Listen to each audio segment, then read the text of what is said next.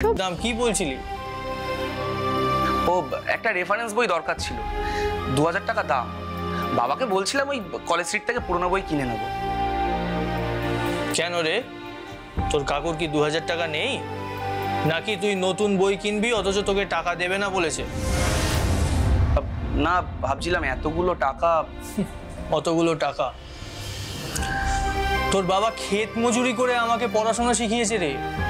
আমারও তো একটা দায়িত্ব বর্তায় নাকি, যে তোকে শিক্ষিত ভালো মানুষ তৈরি করব। আমি করবই, কিন্তু তুই আগে রিল টিল দেখাগুলো একটু বন্ধ কর আর একটু পড়াশোনায় মন দে। যাকে বলছি, সারদা বুক হাউসে আমি তোর বইটা কিনে রেখে যাব, তুই তোর সুবিধে মতো গিয়ে কালেক্ট করে নিবি, ঠিক আছে? আচ্ছা ঠিক আছে, আমি তোমাকে বইয়ের নামটা মেসেজ করে দিচ্ছি। হ্যাঁ করে দে। এই হতভাগাটার সাথে কথা বলতে বলতে আমার বিশ্রী রকমের দেরি হয়ে গেল।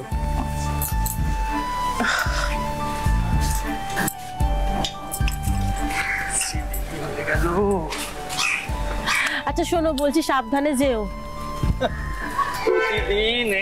কি কথা বলে যাও, সাবধানে যেও সাবধানে যেও। আরে বাবা, সাবধানেই যাই।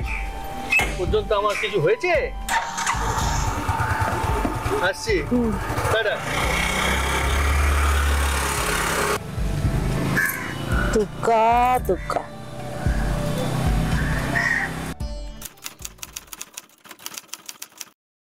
নমস্কার, ক্রাইম ডায়েরিতে আপনাদের সকলকে স্বাগত। সুধীর মাইতি খুব সাদামাটা একজন মানুষ, একটা বেসরকারি কনস্ট্রাকশন অফিসে সামান্য একটা কেরানির কাজ করেন। সুধীরবাবু ছেলেবেলাটা কেটেছে মেদিনীপুরের ধুমসাই গ্রামে। খুব অল্প বয়সে বাবা মাকে হারান। তার থেকে 2 বছরের বড় তার দাদা নিধির মাইতি মাথার ঘাম পায়ে ফেলে তাকে পড়াশোনা শিখিয়ে বড় করে তোলেন। বর্তমানে সুধীরবাবু মধ্যম গ্রামে থাকেন স্ত্রীকে সঙ্গে নিয়ে। তারা নিঃসন্তান দম্পতি, তাই গ্রাম থেকে ভাইপোকে সঙ্গে করে নিয়ে এসেছেন। তাদের ইচ্ছে ভাইপো রাজু মাইতি পড়াশোনা শিখে মানুষের মতো মানুষ হোক, কিন্তু মানুষ যা চায় সবসময় তা হয় না। যেদিন সকালে আমরা ঘটনাটা দেখলাম, সেদিন অফিস যাওয়ার পথে সুধীরবাবু দুর্ঘটনায় প্রাণ হারান। যেহেতু পথের দুর্ঘটনা, তাই পুলিশকেও যেতে হয় ঘটনাস্থলে।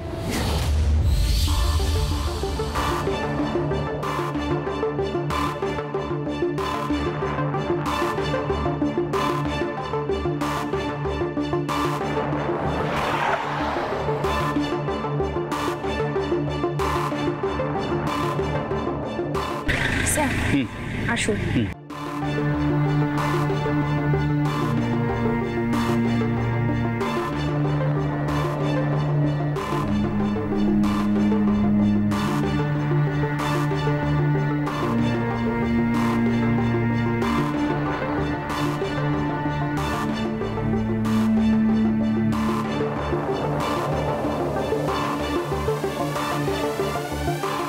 স্যার, ইনি mister Sujan Biswas, motor vehicle inspector. Nice to meet you mister Biswas. Spot থেকে আমাকে ফোন করে বললো যে গাড়ির স্কিডটা পাওয়া যাচ্ছে না।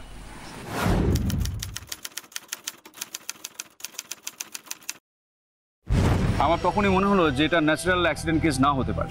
হ্যাঁ, আর স্যার তখনই আমাকে বললেন যে একজন মোটর ভেহিকল ইন্সপেক্টর দিয়ে ইমিডিয়েটলি ইনভেস্টিগেশন দরকার। স্যার একদম সঠিক সিদ্ধান্ত নিয়েছেন। ব্রেক চাপার পরেও যদি গাড়ি না থামে তাহলে কোনো স্কিড মার্ক পাওয়া যায় না, বা সেটা খুব অস্বাভাবিক হয়। তার মানে এটা শিওর হওয়া যায় যে গাড়ির ব্রেক শুটা খোলা ছিল অথবা সেটা কাজ করেনি।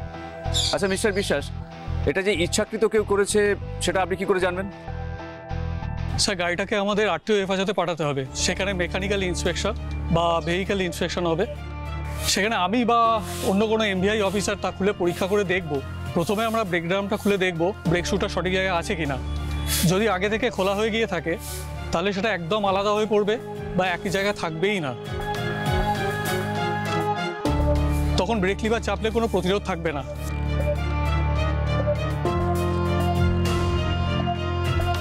মেকানিক্যাল ড্যামেজ বা হিউম্যান ট্যাম্পারিংয়ের চিহ্ন থাকবে, যেমন ধরুন স্ক্রু নাট বল্টুতে টুল ব্যবহার করার দাগ থাকবে, অথবা কোনো আঁচড় বা তেলের চিহ্ন পাওয়ার সম্ভাবনা থাকতে পারে। I C.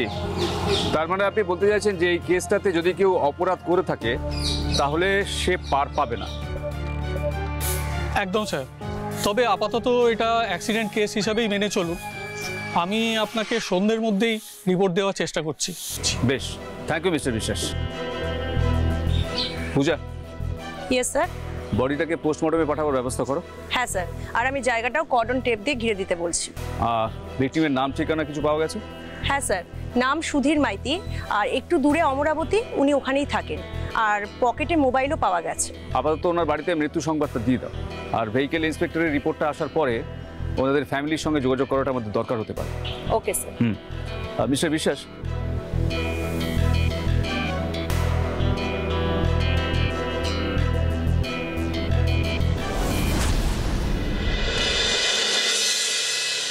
Sir, motor vehicle inspector আমাকে ফোন করেছিলেন। উনি বললেন আমাদের যা ধারণা ছিল ওনার ইনভেস্টিগেশনও কিন্তু সেই দিকে এগোচ্ছে। তার মানে ব্রেক শু খুলে যাওয়াটা অ্যাক্সিডেন্টাল ড্যামেজ নয়, এটা একটা ম্যানমেড ট্যাম্পারিং। হ্যাঁ স্যার। তার মানে পূজা, এটা একটা খুন। স্যার, তবে অফিসারের রিপোর্ট দিতে কিন্তু 1 থেকে 1.5 ঘন্টা সময় লাগবে। I see. আসতে পারি স্যার? আসুন। স্যার, স্যার আমার স্বামী কোথায় স্যার? আমার স্বামীকে একটিবার দেখতে দিন। না, আপনি কে বলুন তো? আমার কাকিমা। কাকিমা? স্যার, উনি ভিকটিম সুধীর মাইতির স্ত্রী মানসী মাইতি। ও আচ্ছা আচ্ছা, আপনি এসেছেন, ভালো হয়েছে। বসুন বসুন, আপনার সঙ্গে কথা বলাটা খুব দরকার, প্লিজ বসুন।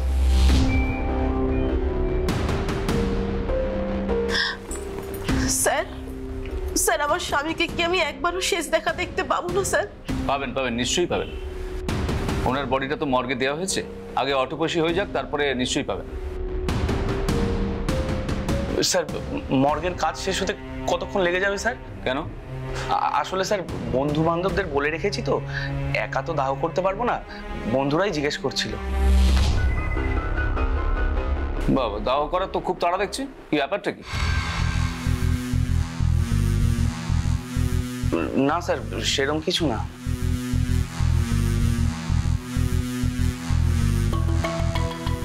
আচ্ছা, আমাকে একটা কথা বলুন তো, আজ সুধীরবাবু বাড়ি থেকে বেরিয়ে সোজা কি অফিস যাওয়ার কথা ছিল, না অন্য কোনো কাজটা ছিল? এমনিতে তো স্যার উনি বাড়ি থেকে বেরিয়ে একবার চায়ের দোকানে যান, ওখানে গিয়ে চা খান, আড্ডা মারেন, তারপর অফিসে যান। কোন চায়ের দোকান? বরুণের চায়ের দোকান। আপনি কি করে জানলেন? আসলে কাকু অফিসে বেরিয়ে গেলে ওই চায়ের দোকানে চা খেতে গিয়ে অনেকবার পালিয়ে আসতাম। পালিয়ে এসেছেন কেন? আসলে পড়াশোনার মাঝে উঠে কোনো কিছু করলে কাকু খুব খিটখিট করতো। কাকু চাইতো আমি অনেক দূর পর্যন্ত পড়াশোনা করি। আসলে কাকু খিটখিট করলেও আমাকে খুব ভালোবাসতো। আপনি নিশ্চয়ই বলতে পারবেন যে চায়ের দোকানে আপনার কাকুর সাথে কার কিরকম সম্পর্ক? সবার